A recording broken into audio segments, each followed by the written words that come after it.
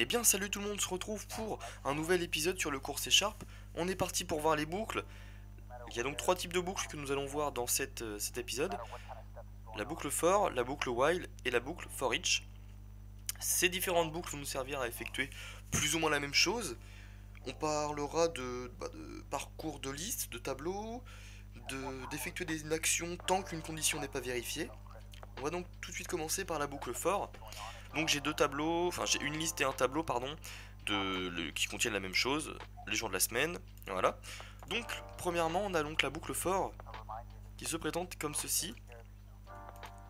Donc voilà, on a for, entre parenthèses, le type du coup de notre variable qui va s'incrémenter, i qui commence à 0, donc tant que i est inférieur à 5, on augmente i à chaque tour de 1 plus 1, et on écrit du coup à chaque tour de boucle message numéro plus i, et en fait la valeur de i en cours, du coup, ce qui nous donne ceci.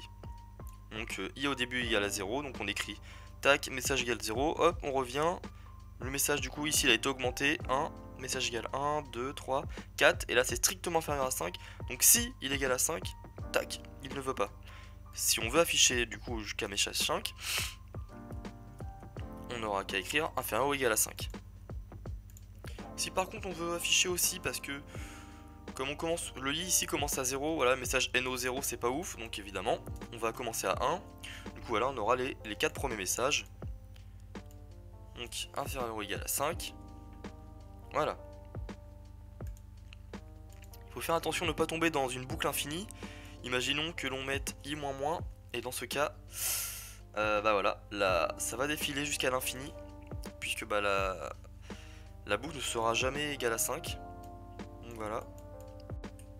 Donc, ensuite les jours de liste, donc les jours de la liste, on va donc parcourir cette liste avec notre boucle. Donc on a vu que dans notre liste on pouvait afficher un élément grâce à son index. Donc ici on va utiliser i qui commence à 0 car le premier index d'une liste est 0.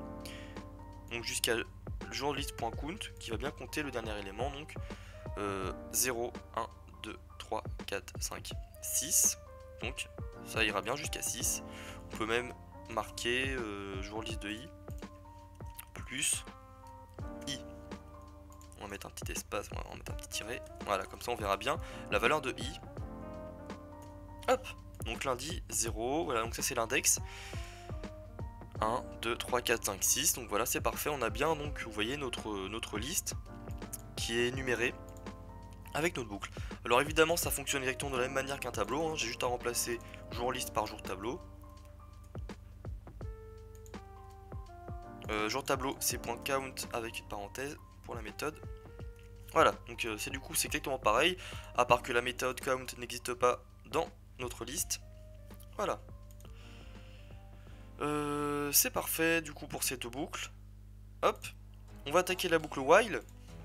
Donc la boucle tant que, qui est juste ici. Alors donc ici je vais vous expliquer du coup ce que cela fait. Donc tant que on n'a pas tapé, donc tant que l'utilisateur n'a pas écrit ou appuyé sur la touche A de son clavier, alors on va afficher appuyer sur la touche A, tout simplement. Donc ici ça donne ça. On a le appuyer sur la touche A. Ensuite, si l'on veut, voilà, je tape n'importe où sur mon clavier, on aura toujours ce message là. Par contre là, si d'un coup je tape sur ma touche A, hop, on passe du coup à la ligne suivante. Vous avez appuyé sur la touche A. Donc voilà, donc le temps que ça va servir très souvent à vérifier à tant qu'une condition n'est pas atteinte. Hop, ça signale un message d'erreur, un message pour effectuer l'action. Donc voilà comment fonctionne une boucle while. La boucle for each, qui est un peu la même chose que le for, mais qui ne va pas fonctionner avec un système d'index comme le i, ici. Donc le i, hein, bien sûr, on pourrait très bien l'appeler compteur aussi, ça fonctionnerait de la même chose. Voilà, on remplace i par compteur, et ça fonctionnera pareil. Donc la boucle for each va parcourir, souvent c'est utilisé pour parcourir une liste, hein. Donc là, va énumérer tous les éléments de la liste de toute façon, de toute manière. C'est-à-dire que voilà, pour chaque élément dans jour liste, on écrit du coup la variable que l'on a nommée un jour. On peut très bien aussi écrire, on va faire hop, plus un jour, point, point, point, qu'est-ce qu'on a?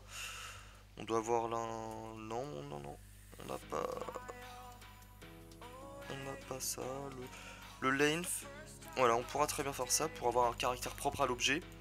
Voilà, donc plus NB de caractère plus.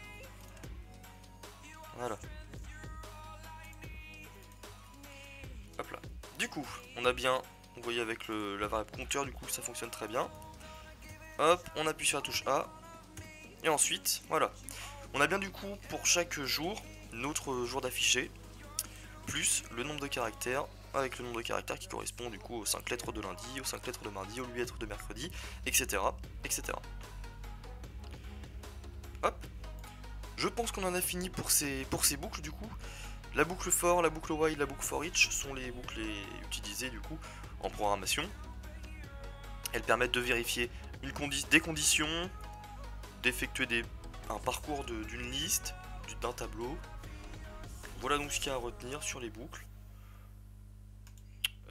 Si vous avez des questions, n'hésitez pas à poster un commentaire. Je répondrai avec plaisir. Et voilà, du coup, nous on se retrouve pour une prochaine vidéo très bientôt. Allez, salut tout le monde!